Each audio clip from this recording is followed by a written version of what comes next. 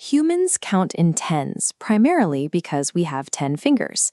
About 5,000 years ago, ancient Egyptians took this biological trait and built a written mathematical system out of it.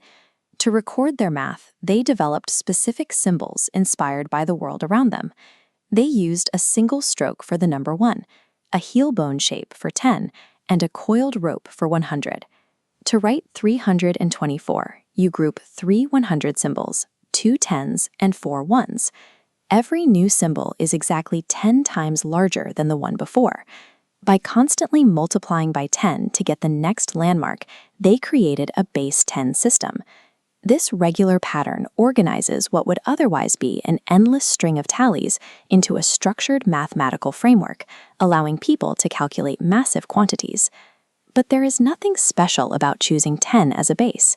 If humans had evolved with 8 fingers instead of 10, it is entirely plausible that base 8 counting would be the world standard today. This equation illustrates the generalized algebraic rule for any base system. We use the variable n to represent any positive whole number. In a base n system, the first landmark number is always 1, which is written as n to the power of 0. Every next landmark number is found by taking the previous one and multiplying it by n. So the landmark numbers of a base n system simply follow the powers of n to the first, n squared, n cubed, and so on. Let's test this rule. Pause the video and calculate the first 3 landmark numbers for a theoretical base 5 system. Replacing n with 5 gives us 5 to the power of 0, which is 1. Then 5 to the first power is 5, and 5 squared is 25. A base is a mathematical law of powers. Any positive whole number can play that role, generating a perfectly organized sequence of multipliers. Why does structuring numbers around the powers of a base actually make arithmetic significantly easier? This diagram maps the Egyptian system. Because it relies on a 6th base, multiplying any landmark number by 10 always produces the very next landmark number. 100 times 10 is exactly 1,000. Addition and multiplication both follow one consistent predictable rule.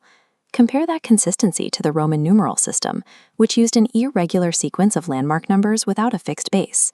On the left, we see the unbroken chain of the Egyptian base 10. On the right, the Roman sequence goes from 1 to 5 to 10 to 50. The multiplication pattern is erratic, jumping by 5, then by 2, then by 5 again. Because Roman math lacked a consistent multiplier, calculating large quantities historically required trained specialists using an abacus. A predictable base system eliminated that friction, making arithmetic accessible through simple repeating rules. The Egyptian system allowed people to handle numbers up to 10 million relatively easily. But it had a real limitation. To represent even larger numbers, they would need to keep inventing brand new symbols for higher and higher powers of 10 forever. There was no built-in limit to how many new symbols might eventually be needed.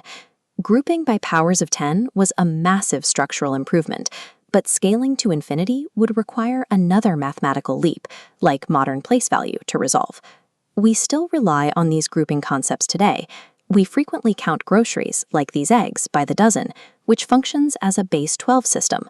We measure time using groups of 60 seconds and 60 minutes. Even the computers we use today run internally on a base 2 binary system, relying on exactly this same idea of landmark numbers being powers of a fixed base. Whether you are checking a clock, buying a carton of eggs, or running a modern microchip, calculation relies on the structural power of the base.